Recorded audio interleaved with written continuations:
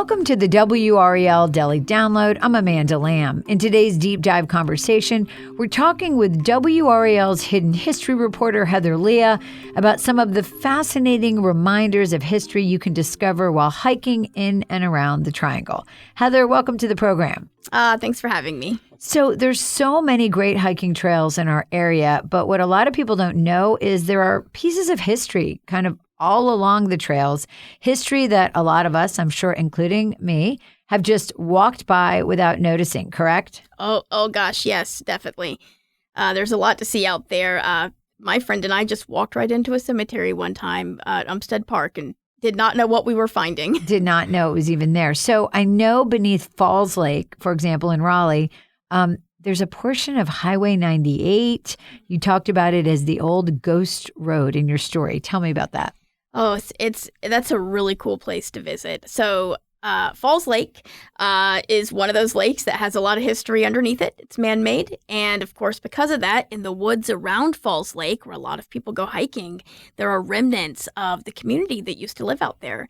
Now, the Falls Lake area was known as the Hurricane or the Hurricane. It was an area that was just outside of Raleigh and very well known, however, back in that time period, even back in I believe, the 50s, 60s, 70s. Even my parents remember when the Hurricane was out there. It was a place that was very rural, and there was a lot of moonshining going on out there in those woods. So if you walk out hiking around Falls Lake, first of all, there's an area with old Highway 98 that used to go through that area until they flooded it. And there's a huge stretch of this highway just out in the woods. You're walking in the woods, there's trees everywhere, pine straw everywhere, and then all of a sudden you're walking on asphalt and there's the yellow line going down the middle. Wow. It is a highway wild. In the middle of nowhere. It is wild. You're in the woods and there's a highway just going past you. Wow. And the highway leads right into the lake. So if you follow it, it'll just go right into the lake. And along the woods near that highway, there's what I've been told. There are still moonshine stills. I was going to say, stills would be what I would expect in moonshine country. Yeah. So there's a lot of history out there in those woods when you're hiking. You just don't know it. That's fascinating. Well, you mentioned Umstead Park. That is one of my personal favorites. I have spent a lot of time there. And, you know, I have always wondered. I mean, I see old crumbling chimneys, for example. What's out there? So I'll start with, that was one that surprised me, too. You know, I'm from Raleigh. I grew up here. I've been hiking out there all my life. So back when I was a teenager, my friend Amber and I were hiking out there. We decided to go off trail a little bit just for fun. And we got a little bit lost, a little bit turned around, and then we walked right into a cemetery. There were headstones, there were graves. The graves were kind of sunken a little bit. They were older. And then they were surrounded with stones, which was more common in older, like the 1800s or early 1900s, to surround where the body would actually lay with stones, and it's marked like that.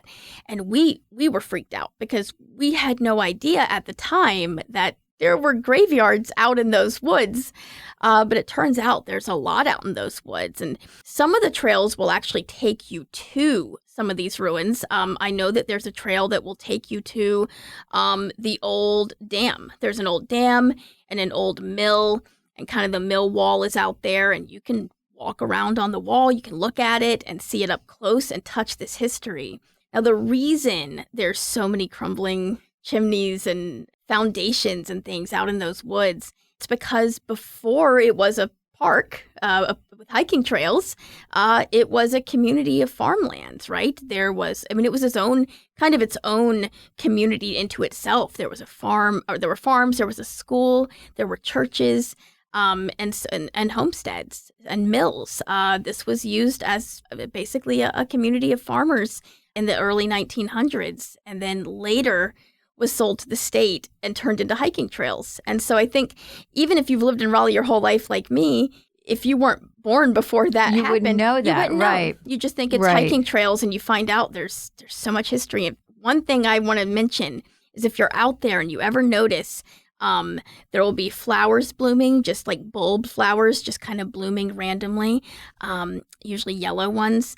That is a marker of where there used to be a home because people had those in their gardens. Oh, that's amazing. So if you see those just out there in the woods, that's probably what you're seeing. Kind of makes you think someday what people will think of Dick's Park, right? Yeah. Because there's a lot of buildings out there. Some will stay, some will go. But there will always be history there that people will, eventually learn about. That's just fascinating. Well, we will be back after the break with more from Heather Leah about multiple historic sites along the Eno River.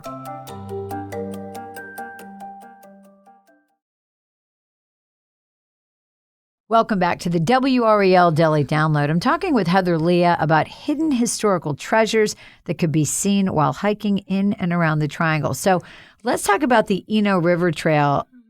Tell me about the Speedway. What can people see there? Okay, well, there's a lot along the Eno River. The Speedway is out around the Eno River as well, and the Speedway is the Occoneechee Speedway, and a lot of it has been preserved. So there are little ghost footprints of speedways all around the state from back when NASCAR was even more popular and prominent.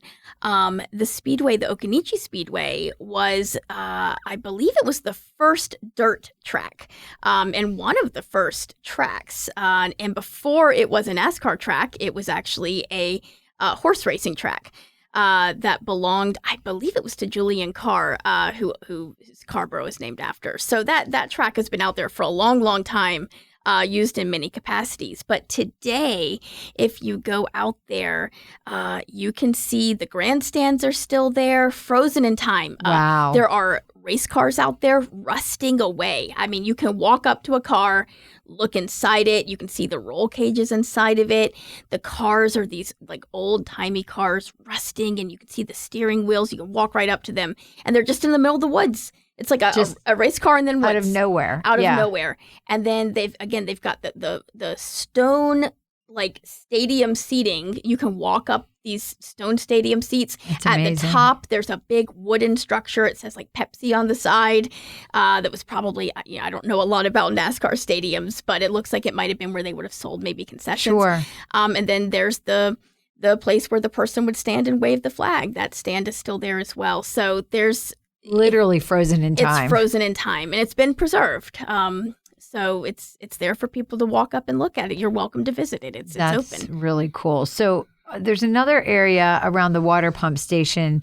What was it built for, and what is it like today? So the Eno River, just to clarify, the Eno being a river that has been there for a long time, that was a place that attracted European settlers when they came in and colonists. Now, before that, indigenous tribes lived out there as well. So there's a lot of history around that river because it was a waterway, and that's where people would want to settle and have their homes. So if you go out there and you're hiking on pretty much any of those trails, you'll be able to find things that date back to the 1800s, even possibly the 1700s. There's homesteads still out there. There's a mill, there's like an old mill where you can see like the basement of the mill there.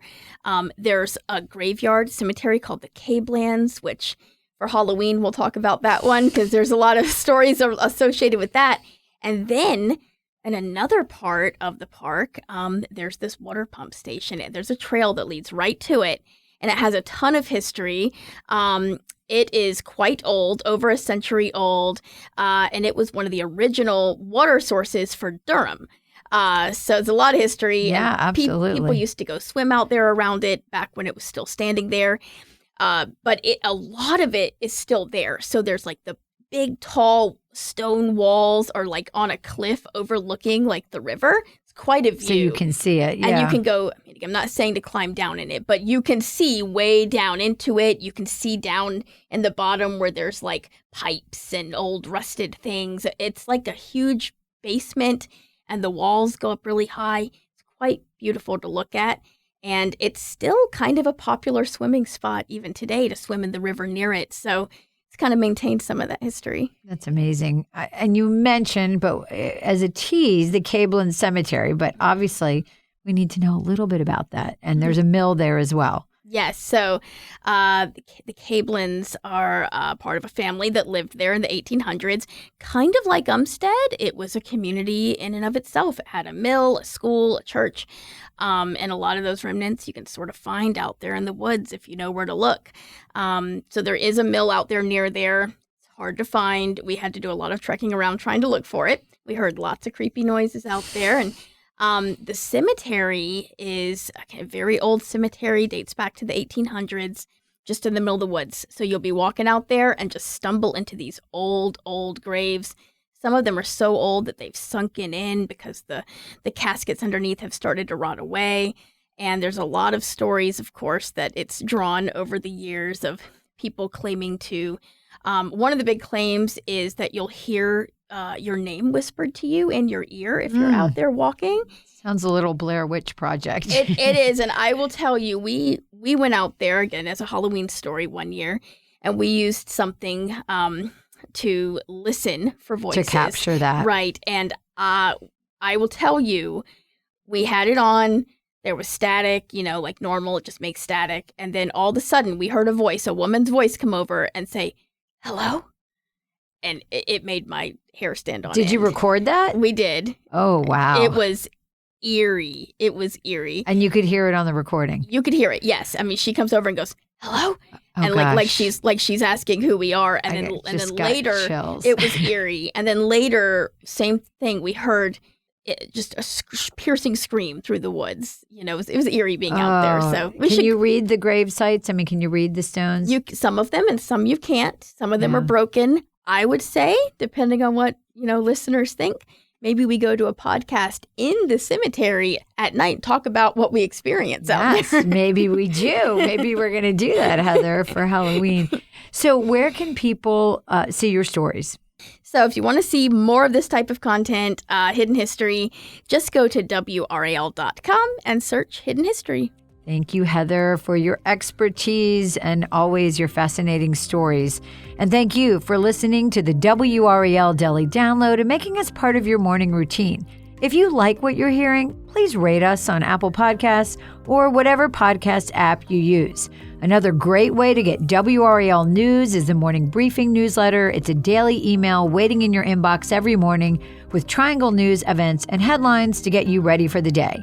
Sign up at WRAL.com/newsletter.